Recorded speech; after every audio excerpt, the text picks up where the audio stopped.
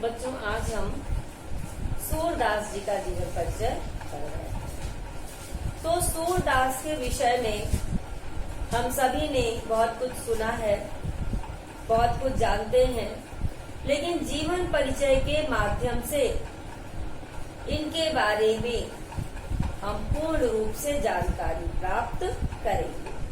तो बेटा, सूरदास का जन्म संवत 1535 सन 1478 ईस्वी को स्वीकार किया जाता है। जन्म स्थान और जन्म तिथि को लेकर विद्वानों में बहुत मतभेद है। कोई इनका जन्म रुनत्ता नामक ग्राम में मानता है संवत 1540 ईस्वी में, तो कुछ विद्वान इनका जन्म सीही नामक स्थान को मानते हैं। इनके पिता का नाम पंडित रामदास सारस्वत था। सूरदास जन्मांध थे या नहीं, इस विषय में भी अनेकों मतभेद हैं। इस संबंध में लोगों का मानना है कि प्रकृति तथा बाल मनोवृत्तियों एवं मानव स्वभाव का जैसा सूक्ष्म और सुंदर वर्णन सूरदास ने किया है, ऐसा कोई जन्मांध व्यक्ति नहीं कर सकता है।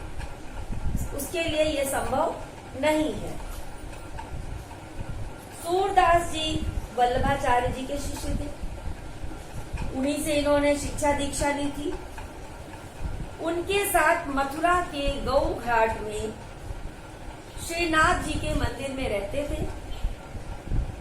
सूरदास का विवाह भी हुआ था, किंतु विरक्त होने से पहले ये परिवार के साथ रहा करते थे। इनका मन क्या हुआ, सांसारिक कार्यों में नहीं लगा।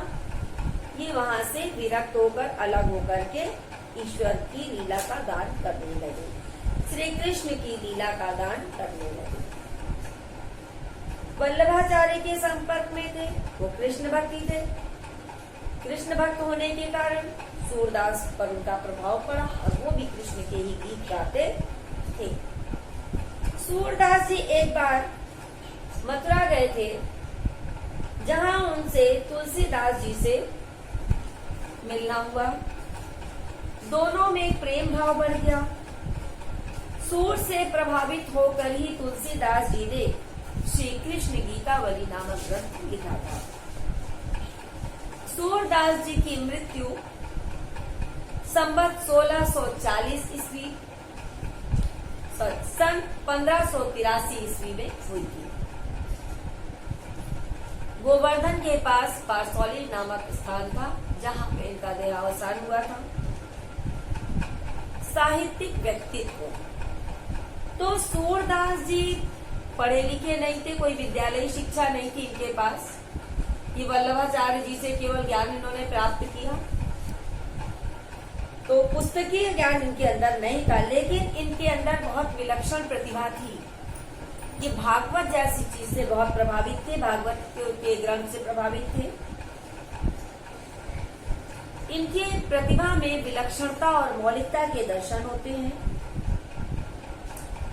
सूरदास जी ने अपने काव्य रचनाओं में भाव पक्ष को अधिक महत्व दिया। इनके जो पद हैं, इनको गाया जा सकता है।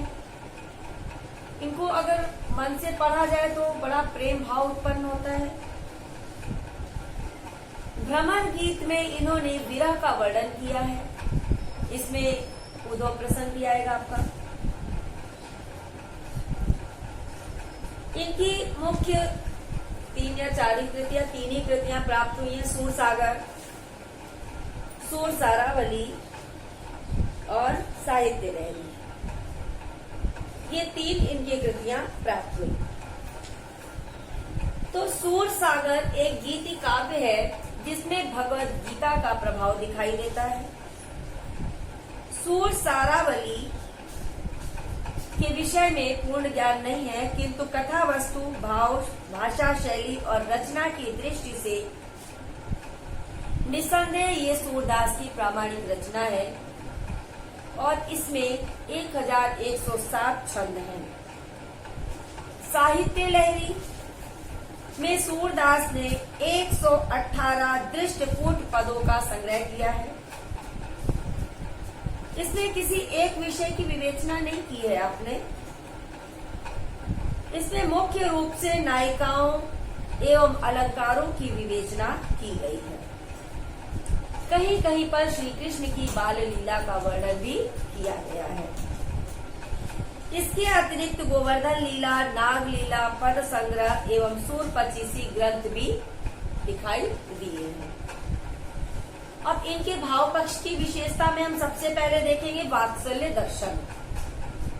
इस चीज को हम कहाँ लिखते हैं? काव्यगत विशेषताओं के अंतर्गत। वात्सल्य दर्शन में आपने श्री कृष्ण की बाल लीला का वर्णन किया है कि श्री कृष्ण कैसे चलते हैं।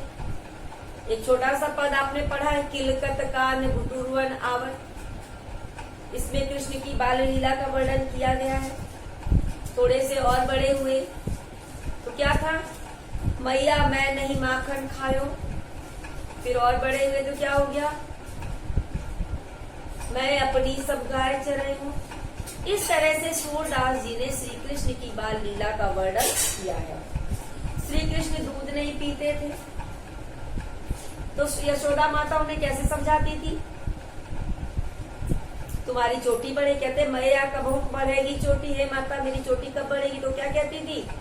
दूध पीने से तुम्हारी चोटी बढ़ जाएगी। इस प्रकार वात्सल्य लीलाओं का वर्णन सूरदास ने किया है, जिसमें भाव पक्ष बहुत ही महत्वपूर्ण दिखाई देता है।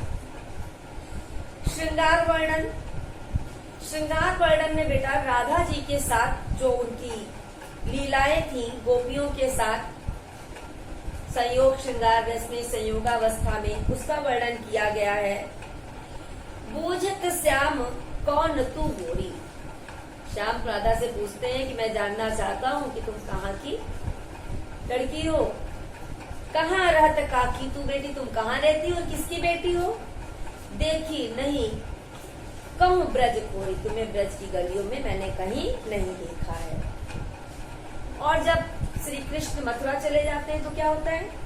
बेनु गोपाल बैरिन भई कुंजे, यहाँ पे गोपियां, नंद बाबा, यशोदा माता सब उनके वियोग में परेशान होते हैं।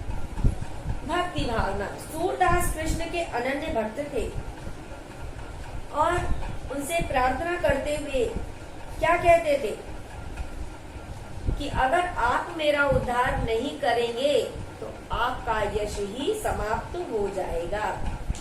मैं पतित तो तुम पतित पावन, मैं पतित हूँ और आप पतितों को उद्धार करने वाले हैं। तो क्या कहते हैं ये अपनी भाषा में? कीजय प्रभु अपने विरद की लाज, महापतित कबहू नहीं आयो, न हूँ न कुतिहारे काज।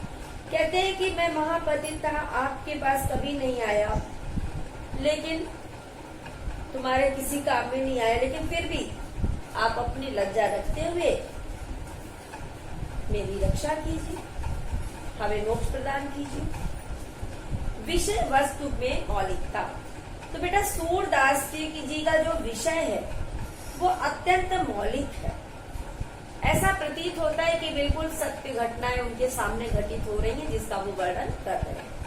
लरिकाई को प्रेम कहीं अलिछूटत कैसे।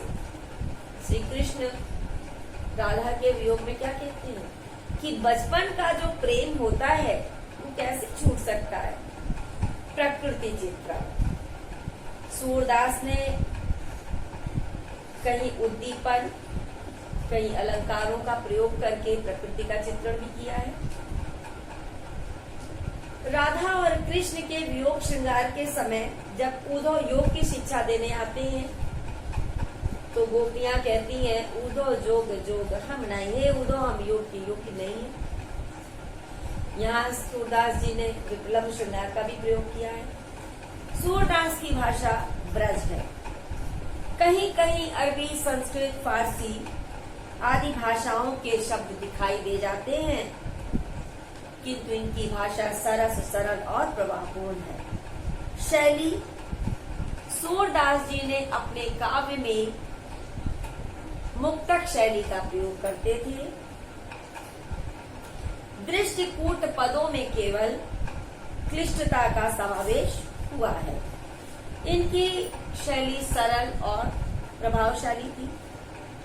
अलंकार में उपमा, रूपक, प्रतीक, व्यतिरेक, रूपक, दृष्टांत, अर्थ, अन्यास आदि अलंकारों का आपने प्रयोग किया।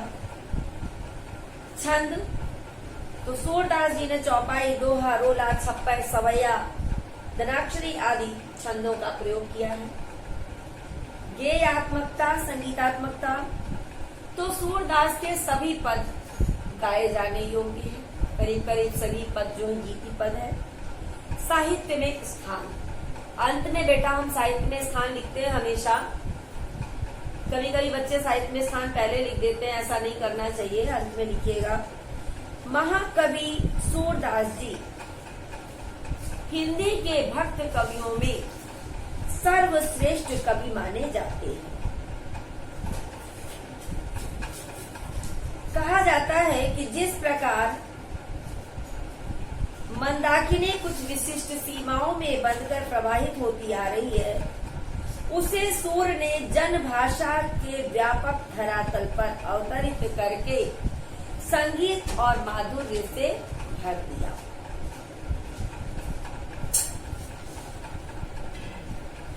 हिंदी काव्य जगत का सूर्य सूरदास को कहा जाता है। सूर सूर तुलसी शशि उडगन केशव दास, अब के कदिख द्योत सम जहाँ तहाँ करत प्रकाश। कहा जाता है सूर सूर तुलसी शशि, सूरदास जी सूर्य के समान है, तुलसीदास जी चंद्रमा के समान है और केशव दास जी तारों के समान है।